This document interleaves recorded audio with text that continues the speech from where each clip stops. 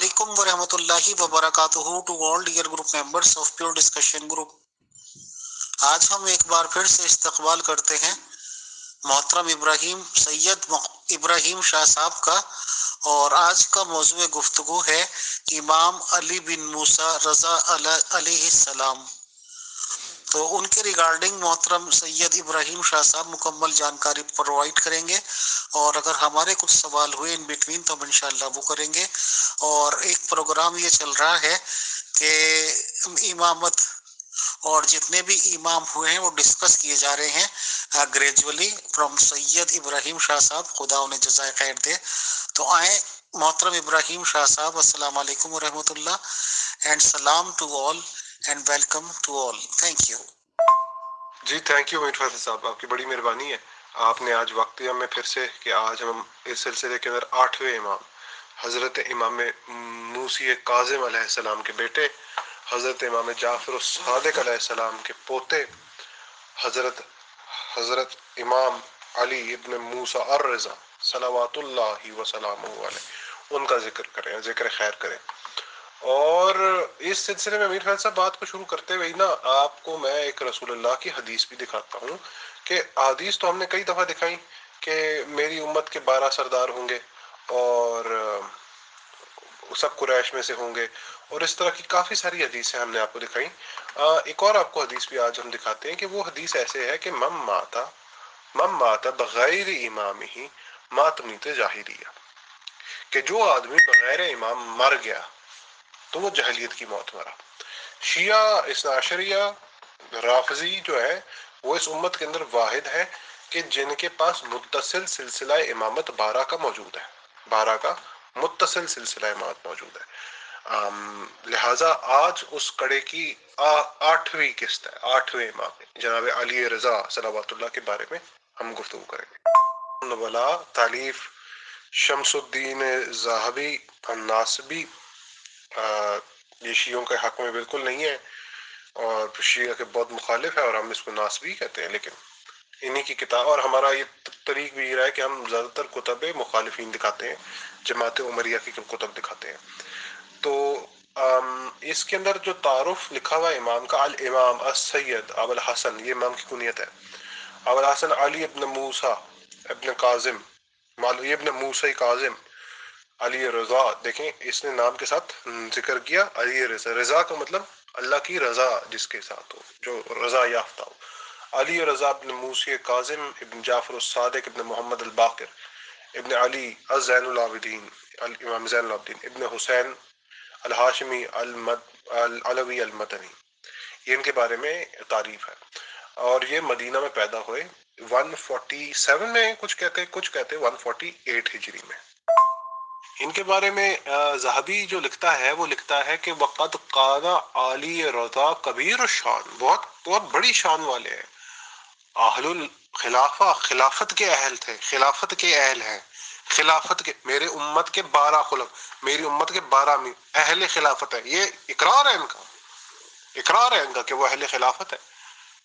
और लेकिन इन पर आपसी झूठ बोलते हैं, कहते हैं, आगे लिखता है कि वो इसमत थी, वो मासूम थे और गुल्फ करते हैं, ये वो आगे हम पे झूठ बोलता है काफी चीजों पे वो ज़ाबी। लेकिन वो इन चीजों का इकरार कर रहा है कि इसकी बहुत बड़ी शान है इनकी, और ये इमाम जो है वो खिलाफत के अहल है। इस सिलसिले के अंदर ये 8वें इमाम है, 8 के 8 इमामों के लिए इन लोगों ने ये बातें लिखी हुई है। लेकिन ये अजब बात है कि मानते भी हैं और नहीं भी मानते। इमाम के बारे में बात करते हुए ना जी, अमीर फैसल साहब, तशनगी इसलिए रह जाएगी इस मौजू के ऊपर, हर इमाम के मौजू पे तशनगी मेरी रह जाती है, क्योंकि एक नशिस्त में एक इमाम को कवर करना बहुत मुश्किल काम है। अब इमाम रज़ा अलैहिस्सलाम जो है, इनकी काफ़ी जहतें हैं। इमाम का काम तौहीद में, इमाम का काम अदल इलाही पे, इमाम का काम इंसाफ पे, इमाम का काम हदीस में, इमाम का काम फ़िक़्ह में, इमाम का काम तफसीर में, इमाम का काम, इन चीज़ों में बहुत ज़्यादा काम है। मतलब आप देखिएगा कि हमारे यहाँ अयून अखबार रज़ा, अयून यानी कि ऐन की जमा, अयून, ऐन मतलब के सरचश्मा, सरचश्मा, अयून अखबार रज़ा। और इसके अंदर आप देखेंगे कि सिर्फ इमाम रज़ा से हदीस आई है, सिर्फ इमाम रज़ा से हदीस आई है। और इसका सिलसिला सनद जो है वो ये है कि शेख सदूक का समा है अपने वालिद गिरामी से, وہ سنتے ہیں علی ابن ابراہیم سے اور وہ ابراہیم ابن ہشام سے اور وہ آگے مولا کے صحابی سے. تو یہ طریقہ ہے جس سے ہمارے پاس امام کی احادیث آتی ہے. تو اس کتاب سے میں حوالہ جات تو نہیں دوں گا بالاستعاب، اگر کسی کو چاہیے ہوں گے مجھ سے مانگ لے، کیونکہ یہ عیون اخبار رضا یہ ہماری رافضیوں کی کتاب ہے. تو اس کتاب سے میں چند جملے پڑھ کے آپ کو بتاتا ہوں. سند میں نے اوپر پڑھ دی ہے، اس لیے اگر کسی کو سند تو اشکال ہے تو وہ دیکھ لے گا کہ فرماتے ہیں کہ غیاث ابن غیاث یہی صحابی ہے نا جسے بیان کرتے ہیں کہ میں نے اہل مدینہ کی جماعت کو یہ کہتے ہوئے سنا کہ امام علی رضا ابن موسی کاظم علیہ السلام کی ولادت باسعادت جمعرات کے دن 12 ربیع الاول کو مدینے میں ہوئی، اور آپ جعفر الصادق امام جعفر الصادق صلوات اللہ علیہ کے وفات کے 5 برس بعد پیدا ہوئے. اور آپ پھر آگے آپ توس تشریف لے گئے، وہ میں آپ کو بتاؤں گا کیسے یہ شہر توس تشریف لے، لیکن ولادت ان کی مدینہ کی ہے. اور ان کے والد گرامی قدر جو ہے امام موسی کاظم صلوات اللہ علیہ، ان کی وفات کے بعد یہ منصوص امامت تھے اور یہ ان کو امامت ملی. بلکہ ان کے اپنے والد گرامی قدر بھی یہ کہتے کہ مطلب ابن فضل ہاشمی بیان کرتا ہے کہ ایک مرتبہ امام موسی کاظم بہت بیمار تھے اور وہ ان کی میں خدمت میں حاضر ہوا، تکلیف میں مبتلا تھا. تو میں نے کہا مولا فرزند رسول آپ کے بعد امام کون ہوگا، آپ تو بہت نہیں ہو گئے ہیں. تو کہا کہ میرا فرزند علی، میرا فرزند علی رضا. تو یہ علی وہ علی رضا ہے، امام علی رضا صلوات اللہ علیہ، یہ آج مشہد مقدس میں موجود ہے. امام کے بارے میں جی میں بات شروع جہاں سے ہم نے کی ہے کہ مخالفین کی کتب سے ہم زیادہ تر باتیں کیا کرتے ہیں اور مخالفین کی کتب کے اندر سے ہی ہم زیادہ تر حوالہ جات دیا کرتے ہیں. اور اس چیز کا مقر ہر مخالف جماعت عمریہ کے بڑے بڑے علماء اس چیز کے مقر ہے کہ امام موسی کاظم جیسا کبیر و شان عالم نہیں گزرا، ان جیسا عالم کسی نے دیکھا نہیں ہے. جس طرح سوری ابن اسیر جزری بہت بڑا ان کا عالم ہے، وہ کہتا ہے کہ جی ابو الحسن علی ابن موسیٰ معرف پر رضا کے نام سے مشہور ہیں، ان کا مقام و منزلت اپنے والد موسی ابن جعفر کی طرح تھی، اتنے ہی بڑے عالم تھے. اور علی ابن موسیٰ اپنے زمانے میں شیعوں کے امامت پہ بھی فائز تھے. خداوند نے ان پہ اپنی رحمت کی اور رضوان کیا اور ان پہ اپنا فضل نازل کیا. یہ ابن اسیر جزری کہہ رہا ہے، یہ ہمارا عالم دین نہیں ہے، یہ مخالفین کا ہے. اس بار میرات الجنان پچھلے دفعہ میں ہم نے کتاب پیش کی تھی، بڑی زبردست کتاب ہے، شافی عالم دین کی ہے. اغلب گمان یہ ہے کہ ان کا نام عبداللہ ابن اسد ہے، عبداللہ ابن اسد شافی ہے. وہ ان کے بارے میں کہتے ہیں کہ امام رضا امام ہے، با جلالت ہیں، بزرگان کی اولاد ہیں اور اہل خبر و کرم میں سے ہیں. اور ان کا نام آگے نقل کیا ہوا ہے کہ یہ نام ہے امام کا. وہ شیعوں کے 12 اماموں میں سے ایک امام ہے اور شیعہ انہی کی امامت کے قائل ہیں. وہ صاحب فضل و مناقب ہیں، ان کی بہت فضیلت ہے، وہ نقل یہ کر رہے ہیں. مطلب امام اپنے دور میں ان سے بڑا عالم امام کے بارے میں ہم کیا کہا کرتے ہیں کہ جو دور امامت کے اندر امام ہوتا ہے وہ افصح الناس ہوتا ہے، افضل الناس ہوتا ہے، عالم الناس ہوتا ہے، اشجاع الناس ہوتا ہے. ان الفاظ کا کیا مطلب ہے؟ اپنے دور میں سب سے بڑا عالم ہوتا ہے، سب سے زیادہ شجاع ہوتا ہے، سب سے زیادہ افضل ہوتا ہے. تو یہ چیزیں جو ہم ان چیز کا دعویٰ کرتے ہیں وہ ہمارے مخالفین نے یہ چیزیں نقل کر دی، تو ہمیں دکھانے کی ان کو انہی کتابیں ان کے سامنے رکھتے ہیں کہ آپ لوگ مانتے ہیں یہ بات، یہ شرائط پوری کر رہے ہیں امامت کی. اور ابن سنان مالکی بھی ان کے بارے میں نقل کرتا ہے کہ علی ابن موسی رضا مطلب کہ اعلیٰ ترین اور بہت ہی فضائل اور کرامت والے اور بہترین اخلاق اور مطلب مانوی صورت و سیرت سے مزین تھے، اور آپ مطلب باکمال تھے اور آپ کی خصوصیات تھیں، بلکہ آپ کے ہاتھ پہ کرامات بھی بہت صادر ہوئی ہیں. تو یہ سب ان چیزوں کے گواہ ہیں کہ مولا کے ہاتھ پہ کرامات بھی صادر ہوئی ہیں، کرامات صادر ہوئی ہیں. مولا کرامات کس کو کہتے ہیں؟ معجزات کو کہتے ہیں، محیر العقول باتوں کو کہتے ہیں. معجزات کو میں ڈسکس نہیں کرنے آیا، میں مخالفین کی کتب سے ان کی فضیلت اور پھر ان کی مظلومیت دکھانے آیا ہوں اور ان کو اہل امامت و خلافت ثابت کرنا ہے، جو کہ ہم ابھی کر چکے ہیں. ہمیں اگر اور بھی گفتگو کریں چندہ اس پہ ضرورت نہیں ہے، لیکن ہمیں ذرا علم ہمیں ملے گا، اس لیے ہم ان کے ذرا اخبار زندگی معلوم کریں گے کہ ان کی زندگی کیسی گزری. اور ان کے بارے میں یہ کہا جاتا ہے کہ ان کی بشارت رسول اللہ نے بھی دی ہے. ان کی بشارت ہمارے پاس احادیث میں نقل ہے کہ رسول اللہ نے، بلکہ اہل سنت کے ہاں نقل ہے کہ امام کاظم کی والدہ گرامی تھی، ان کو خواب آئے میں رسول اللہ آئے، ان کو حمیدہ سلام اللہ علیہ، ان کو خواب میں رسول اللہ تشریف لائے اور انہوں نے کہا کہ فلاں خاتون کا نکاح کراؤ اپنے بیٹے موسیٰ سے، اس سے بیٹا پیدا ہوگا جو کہ بہت افضل ہوگا، بہت اعلیٰ ہوگا، اور آگے یہی الفاظ ہیں۔ اور وہ سب کو پتا ہے کہ پھر ان سے بیٹا جو پیدا، نجمہ ان کی والدہ کا نام، ان سے پھر پیدا ہوئے جناب موسی کاظم، اور ان سے جناب علی رضا۔ اچھا، ان کی معجزات کی اگر میں بات کروں تو ان کے دنیا میں آنا، جب آئے دنیا میں تو یہ اپنے والد گرامی، ان کے کئی بیٹے تھے، امام کے کئی بیٹے ہیں، امام کے بیٹوں کے نام بھی ہم بتا سکتے ہیں، ابراہیم ہے، اسماعیل ہے، امام کے بہت بیٹے، 11 بیٹے مجھے یاد آ رہے ہیں ظاہراً۔ ان میں سے امام نے بچپن میں ہی ان کے اندر آثار امامت دیکھے تھے، اور چونکہ نقل ہوتے آ رہی تھی یہ باتیں، ہمارے پاس رسول اللہ کی حدیث نقل ہو رہی تھی کہ یہ امام ہوں گے، تو آثار امامت بچپن سے یہ ظاہر ہے ان کے اندر، معجزات ان کے ہاتھ سے بچپن میں صادر ہوتے۔ اچھا، اس کے بعد ہوا یہ، امیر فیصل صاحب میں جلدی جلدی بات کو کور کروں کہ افضل تو ہم کتنی دفعہ ان کو بتائیں کہ افضل ہے، افضل ہے، افضل ہے، ظاہری بات ہے، مولا افضل ہے۔ مولا مدینہ میں تشریف فرما تھے، ان کے والد گرامی کو شہید کر دیا گیا، جس طرح ہم نے بتایا تھا، والد گرامی کو شہید کر دیا گیا۔ مولا کی عمر جب 196 ہجری میں، 196 ہجری کے اندر مولا کو مامون نے اپنے پاس توس بلا لیا، اپنے ولی عہد بلا کے۔ اب ولی عہد کیا؟ کراؤن پرنس، کہ میرے بعد ان کو یہ ہوں گے، خلیفہ ہوں گے۔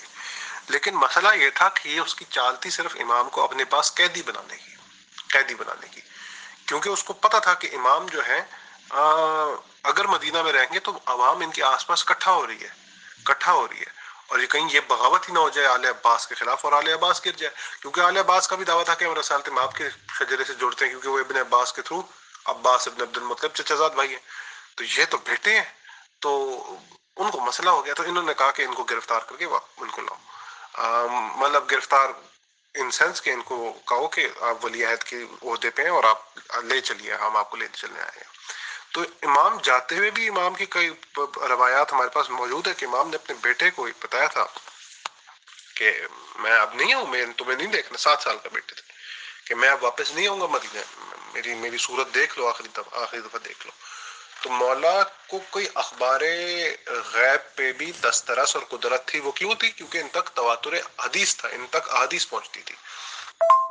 اچھا، جب مولا مدینہ سے تشریف لے کے جا رہے تھے طوس کے شہر، تو نیشا پور میں جب آئے ہیں، نیشا پور میں جب آئے ہیں تو امام بخاری کے استاد بھی اس چیز کو نقل کرتے ہیں اور کہتے ہیں کہ مولا کی سواری جب گزر رہی تھی تو اس کے آگے لوگوں کو ہٹانا پڑ رہا تھا، اتنے لوگ جمع ہو رہے تھے کہ ان کی سواری کا چلنا مشکل تھا، اور سواری کے اوپر اماری تھی، ایک پردہ تھا محمل کا، اور مولا اس کے اندر تھے، پردہ آگے تھا۔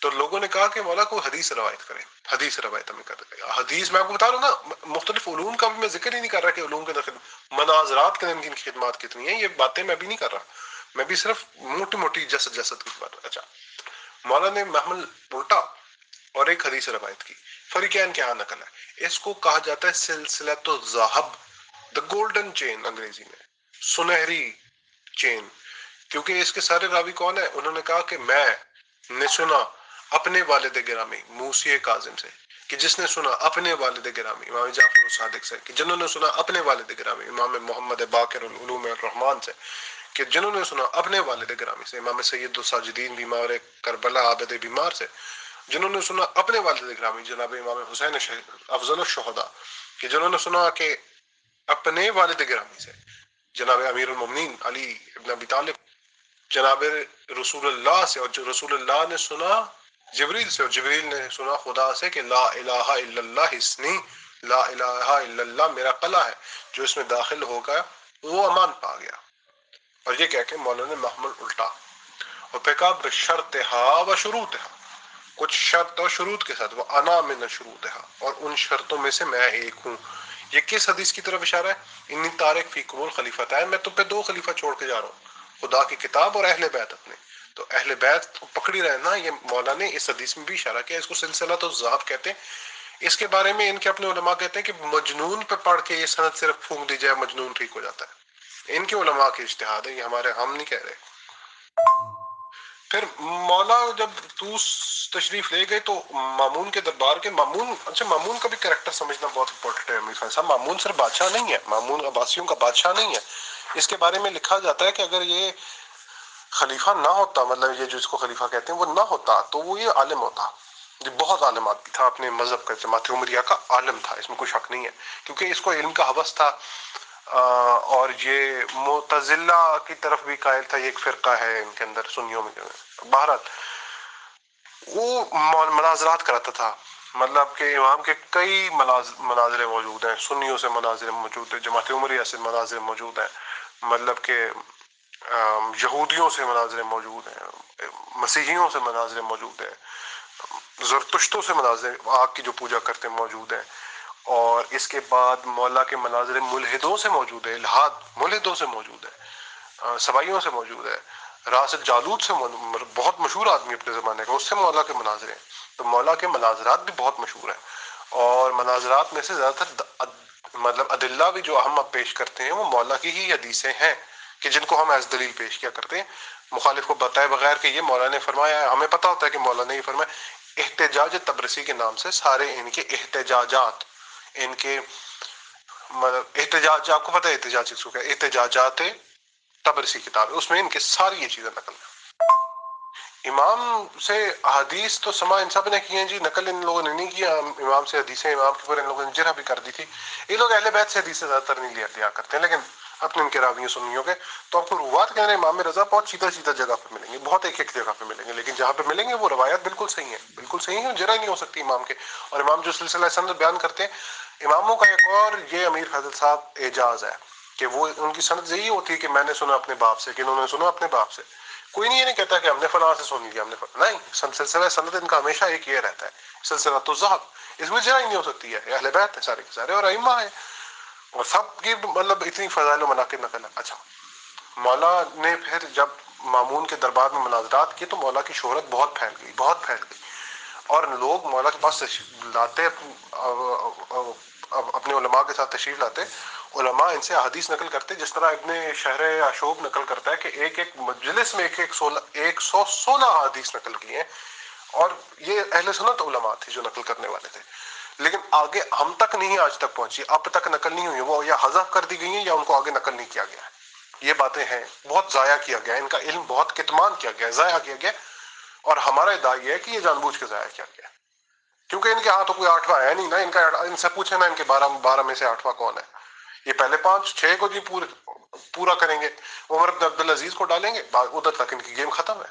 ان کو نہیں پتا کہ آگے کون ہے آخری مہدی، ان کو پتا ہے 12ویں، ان کو نہیں پتا ان کے 8ویں 9ویں 10ویں کون ہے. تو کہنے کا مقصد یہ ہے کہ امام کو یہ مانتے ہیں، فضیلت قائل ہیں، لیکن بس آنکھیں بند کی ہوئی ہیں، آنکھیں بند کی ہوئی ہیں ان لوگوں نے. امام کے ہاتھ میں معجزات جو ہیں وہ ان کے بارے میں بھی ایک پوری کتاب ہے. وہ اب محیر العقول واقعات ہیں، وہ کیونکہ ہمارے پاس وقت نہیں ہے. میں آدھا گھنٹہ رکھنا چاہتا تھا، آدھے گھنٹے بعد میں آپ کے سوالات لینا چاہتا تھا. امام کو اپنی وفات کا بھی پتہ تھا. مامون نے کہا کہ آپ ہمارے ساتھ بغداد چلیں گے. بغداد کے قریب ان کے والد گرامی قدر کی مزار پر انوار ہے، جناب امام موسی کاظم قازمین اس جگہ کا نام ہے.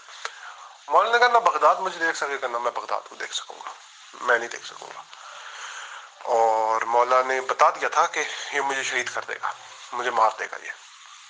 یہی ہوا کہ اس نے کہا کہ مولا آپ کو مدینہ کی یاد نہیں آتی؟ مولا نے کہا یاد آتی ہے، میری جد کی قبر ادھر ہے، میرا گھر ادھر ہے، میرا سب کچھ ادھر ہے. تو اس نے کہا کہ مولا آپ کی سواری کا بندوبست کرتے ہیں، کل آپ تشریف لے جائیں مدینہ واپس. مولا جب واپس آئے تو ابن ہشام کو کہتے ہیں کہ ابن ہشام میں نہیں بچوں گا، اب یہ مجھے مارے گا، یہ مجھے مار دے گا. تو کل اگر میں سر پہ اپنی ابا ایسے ڈالے ہوئے سر کے اوپر ڈال کے اس کے محل سے باہر آؤں، اس کے دربار سے باہر آؤں، تو سمجھ لینا کہ مجھے زہر دے دیا گیا ہے. تو چنانچہ یہی ہوا کہ وہ کہتا ہے کہ میں باہر کھڑے ہو کے انتظار کرتا رہا. میں اگلی آڈیو کرتا ہوں. مجھ سے گفتگو نہ کرنا، پھر میں گھر جاؤں گا. تو یہ ہوا کہ امام محل سے برآمد ہوئے، امام گئے، امام بیٹھے اس کے پاس. تو اس نے کہا کہ امام تیاری ہے؟ انہوں نے کہا جی تیاری ہے. کہتے ہیں امام آپ کے یہ انگور اور یہ انار بہت بہترین لائے گئے ہیں. امام نے کہا کہ ہمیں اس کی حوث نہیں ہے، ہمیں ان چیزوں کی حوث نہیں ہے، ہم نہیں کھانا چاہتے. امام نہیں کھانا چاہ رہے تھے، زہر تھا اس میں اور امام کو معلوم تھا. تو اسے کہا نہیں مولا فرزند رسول آپ کے لیے یہ بلائے گئے ہیں، آپ کے لیے یہ پھل فروٹ ہے، آپ کھائیں. مولا نے کہا نہیں عارض میں اعراض کرتا ہوں. نہیں. جب اس نے تیسری دفعہ تکرار کیا تو مولا نے کہا سیدھا کہو کہ مجھے زہر دینا چاہتے ہیں، ان میں زہر ہے، میں کس طرح خودکشی کروں، ان میں زہر ہے. تو پھر آگے نکل ہے کہ مامون نے تلواریں کھنچوا لی، تلواریں مولا پہ نکلوا لی اور کہا کہ یہ تلوار سے ہم قتل کر دیں گے، یہ کھا لیں. تو مولا نے پھر یہ انگور نوش فرمائے، 3-4 عدد اس میں بھی اختلاف ہے لیکن کچھ انگور نوش کیے اور مولا اپنے اس کے محل سے پھر برآمد ہوئے، اپنے سر پہ عبا ڈالے ہوئے گھر گئے. اور نقل کرتے ہیں وہ شام میں بہت دردناک یہ روایت ہے، میں پوری نہیں بیان کر رہا، کہ وہ روایت ایسے ہے کہ مولا جب تشریف لے کے جا رہے تھے تو کیونکہ کہا تھا مجھ سے گفتگو نہ کرنا، کہتا ہے میں پیچھے پیچھے چلتا جا رہا تھا تو میں دیکھتا تھا قدم اٹھاتے ہیں، قدم بھاری ہو رہے ہیں، مولا کے قدم بھاری ہوتے جا رہے ہیں، نہیں اٹھا سک رہے، آہستہ ہو گئے ہیں، کمر جھک گئی ہے. اور ایک وقت میں آ کے لڑکھڑانا مولا شروع ہو گیا. ظاہری بات ہے زہر اثر کر رہا تھا ان پہ، تو وہ لڑکھڑانا شروع ہو گئے، لڑکھڑانا. کہتے ہیں یہاں تک کہ میں نے ان کو سہارا دیا اور کہتے ہیں سہارا دیا، گھر گئے، گھر پہ لیٹے ہیں اور مولا نے دم دے دیا، مولا شہید ہو گئے. مولا کے جو آخری الفاظ ہیں وہ الفاظ نقل جو ہے وہ ہے قرآن کی آیت ہے لا زیر، ہمیں کوئی خوف نہیں ہے، لا زیر انا الی ربنا منقلبون، ہم تو اپنی رب کی طرف منقلب ہو گئے. سورہ طٰہٰ کی آیات ہے. تو یہ مولا کا مختصر بیان ہے. میں اب اس کے بارے میں چھوٹا سا ایک انالیسس کروں گا. کیا ضرورت پڑ گئی تھی امیر فیصل صاحب؟ یہ ایک نوحہ بھی ہے، ایک مرثیہ ان کے لیے، پھر بہت مرثیے لکھے گئے عربی زبان میں اسی وقت کے اندر، بہت بہت نوحے مرثیے ان کے لیے اسی دور میں لکھے گئے مولا امام رضا کے لیے، مشہور بہت تھے. تو اس کے اندر یہ کہ بی بی زہرا کو کوئی بندہ جا کے کہا کہ بی بی کھڑی کون بھی آفات ہے، میں تو زہرا آپ کھڑی ہوں، دیکھیں آپ کے نجوم سما آپ کے کس طرح آپ کی آنکھوں کے تارے زمین پہ بکھیر دیے گئے ہیں، کس طرح زمین پہ کوئی کربلا میں ہے، کوئی مدینے میں ہے، کوئی بغداد میں ہے، کوئی شام میں ہے، کوئی مشہد میں ہے، کوئی طوس میں ہے. اہل بیت کو کاٹ کاٹ کے پھینک دیا ان لوگوں نے، کاٹ. رسول اللہ ایک دن بیٹھے تھے، یہ ہمارے یہاں حدیث ہے، بی بی زہرا کو دیکھا اور گریہ طاری ہو گیا، جناب رسول رونا شروع ہو گیا. تو انہوں نے پوچھا کہ یا رسول اللہ کیوں؟ تو انہوں نے کہا کہ فاطمہ ایک دن آئے گا سلام اللہ علیہ کہ ہم ایک دوسرے سے بہت دور ہوں گے، تم کدھر اور ہوگی، یہ حسین کدھر اور ہوگا، حسن کدھر اور ہوگا، علی کدھر اور ہوگا، آگے اولاد تمہاری کدھر اور دفن ہوگی. تو اس پہ رسول اللہ گریہ کیا اور رسول اللہ نے بھی یہ فرمایا ان لوگوں نے رسول اللہ کی آل کو چن چن کے کاٹا، ان ملونوں نے، ان ناسبیوں نے، ان ملونوں نے، اللہ کی لعنت ہو ان کے اوپر، ان لوگوں نے ہمارے ائمہ کو ایک ایک کو شہید کیا. وہ امام کے جن کو رسول اللہ خلیفہ بنا کے گئے، رسول اللہ کہہ کے گئے انی تارک فیکم ثقلین، انی تارک فیکم الخلیفتین، تم پہ دو بھاری چیزیں چھوڑ کے جا رہا ہوں، ان کے تھامے رکھو گے، ان کو لن تضروا، تم گمراہ نہیں ہوگے، تم گمراہ نہیں ہوگا. واعتصموا حبل اللہ کی رسی کو پکڑے رکھو. وہ رسی کیا تھی؟ قرآن اور اہل بیت تھے. اس امت نے قرآن کے ساتھ جو کیا وہ کیا، ہم کسی دن بتائیں گے کہ ان کے یہاں قرآن کی بھی کیا صورتحال ہے، لیکن اہل بیت کے ساتھ جو ان لوگوں نے حرکت کی ہے، ان کو مقام سے گھٹایا صرف نہیں ہے، ان کو اس طرح قتل کیا ہے کہ جس طریقے سے کوئی دشمن بھی کسی کو قتل نہ کرے. اور اب مولا مشہد مقدس میں تشریف فرمائے، مولا جدھر تشریف فرمائے ہیں وہاں پہ مشہد کے اندر قم ہے، قم ایک اور شہر ہے ساتھ جدھر ان کی بہن مدفون ہے جناب معصومہ قم. دونوں جگہ حوضہ علمیہ اب ہمارے ہیں جدھر بہت بڑے ہمارے یونیورسٹیز ہیں، شیعہ مشہور یونیورسٹی حوضہ علمیہ قم اور حوضہ علمیہ مشہد مقدس. مشہد مقدس آج بھی زیارت موجود ہے مولا کی، اور آج بھی وہاں پہ صبح شام لنگر چل رہا ہوتا ہے. میں مولا کے روزے کی ایک تصویر بھی لگا دیتا ہوں تاکہ لوگوں کو پتہ چلے کہ یہ مولا کا روزہ ہے ایران میں. جی امیر فیصل صاحب اگر آپ کا کوئی سوال ہے تو آپ کیجیے. محترم سید ابراہیم شاہ صاحب، بہت دکھ اور افسوس اور صدمے کا مقام ہو جاتا ہے جب یہ پتہ چلتا ہے کہ حضور محمد صلی اللہ علیہ وسلم کو کی اولادوں کو اس طرح سے زد و کوب کیا گیا. یعنی کہ شروعات ہوئی تھی حضرت فاطمہ زہرا علیہ الصلوۃ والسلام سے، کہ وہ اگر رسول اسلام حضور محمد صلی اللہ علیہ وسلم کی بیٹی ہیں تو ان کو جائیداد سے یا وراثت سے ہی محروم کر دیا گیا، یہ کہہ کر کہ غار میں کان میں کہہ دیا تھا میجسٹریٹ صاحب کے۔ اور اس کے بعد ہم لگاتار ہی دیکھ رہے ہیں کہ اتنی زیادتیاں کی جا رہی ہیں رسول اسلام صاحب کی اولادوں کے ساتھ، یعنی کہ اماموں کے ساتھ، کہ امام کے طور پہ پیدا ہونا، اس نسل میں پیدائش لینا اتنا بڑا جرم بنتا جا رہا ہے کہ ان کو ساتھ زیادتی ہونی ہی ہونی ہے، کسی کو زہر دیا جانا ہے، کسی کو قید و بند میں رہنا ہے، اور اس طرح کی قید و بند کے آدمی تصور بھی نہیں کر سکتا۔ تو ان اللہ مع الصابرین ہی پڑھا جا سکتا ہے، خدا سے دعا کی جا سکتی ہے کہ ایسے لوگوں کو جنہوں نے ظلم و ستم کیے ہیں عبرت ناک سزا سے نوازے، اور خدا ان لوگوں پہ لعنتیں بھیجے جو کہ رسول اسلام صاحب کی اولادوں کے دشمن رہے ہیں۔ بہت شکریہ، بہت جزاک اللہ، تھینک یو۔ بس امیر فیض صاحب یہ چیز سمجھ لیں، یہ جو آپ نے فرمایا نا، یہ چیز سمجھ لیں، یہ ان لوگوں کو آئیڈیلائز کر کے بیٹھے ہیں، یہ ان لوگوں کو ہیرو بنا کے بیٹھے ہیں۔ اب جو بندہ جس کو جیسا آئیڈیل اپنا بنائے گا، جیسا جس بندے کو ہیرو بنائے گا، وہ اسی جیسا بننا چاہے گا۔ یہ لوگ ان دہشت گردوں کی طرف بننا چاہتے ہیں جنہوں نے اپنی رسول کی اولاد نہیں چھوڑی، یا آپ لوگوں کیا چھوڑتے جب یہ آپ لوگوں پہ چڑھ دوڑے تھے۔ آپ لوگوں سے مراد جو اہل ہند تھے، ہندوستان میں رہنے والے، جب یہ چڑھ دوڑے ادھر، کس کو چھوڑنا؟ انہیں اپنے گھر پہ کسی کو چھوڑا ہے؟ انہیں دنیا میں کسی کو چھوڑا ہے؟ یہ اغیار کے ساتھ کیا کرتے ہوں گے؟ انہیں گھر پہ کسی کو چھوڑا ہے جی؟ انہوں نے گھر پہ اس طرح سے زہر دے، جرم انہیں بنا دیا رسول اللہ کیا۔ میں نے نہیں بتایا انہیں کس کس طریقے سے جناب منصور دوان کی، اس نے قتل عام کر دیا سادات کا، ہارون رشید نے قتل عام کر دیا مولا کی۔ بس یہی ہے جی، آپ نے بات ٹھیک ہے، ان اللہ مع الصابرین انما العسر یسرا فانما العسر یسرا۔ ہم پوری دنیا میں حالات دیکھ رہے ہیں مسلمانوں کے، اور جس طرح سے یہ بالکل ہی ایک نچلے سطح پر آ چکے ہیں، بلکہ اس سے بھی نچلی سطح پر اگر گہرائی کے ساتھ اسٹڈی کریں، بلکہ اگر اسلامک ہسٹری کا مطالعہ ہے کسی کو بھی آدمی کو، اور وہ بالکل نیوٹرل ہو کے بات کرے، تو بالکل جو 1500 سال پہلے کیا گیا ہے، ایک ہی فیملی کو بالکل ہی مطلب زیادتیوں کی انتہا کر دی گئی ہے، اسی سب کا یہ بدلہ بھگت رہے ہیں، اور شاید یہ بھگتتے ہی چلے جائیں گے، کیونکہ آج 1500 سال بعد بھی اگر ان لوگوں کو احساس ہی نہیں ہے کہ انہوں نے کیا ہے، کن لوگوں کا ساتھ چھوڑا ہے اور کن لوگوں کا ساتھ دیا ہے، تو ظاہر سی بات ہے کہ عقل نام کی چیز تو ان میں اگر خدا تعالیٰ دے رہا ہے تو اس کو یہ یوز ہی نہیں کرتے۔ تو بہرحال ہم تو یہی کہہ سکتے ہیں کہ جیسی انہوں نے کری تھی ویسی یہ بھر رہے ہیں، اور ویسے ہی بڑھتے چلے جائیں گے۔ آپ نے وقت دیا امام صاحب کے لیے ریگارڈنگ بتایا، اس کے لیے آپ کا بہت شکریہ۔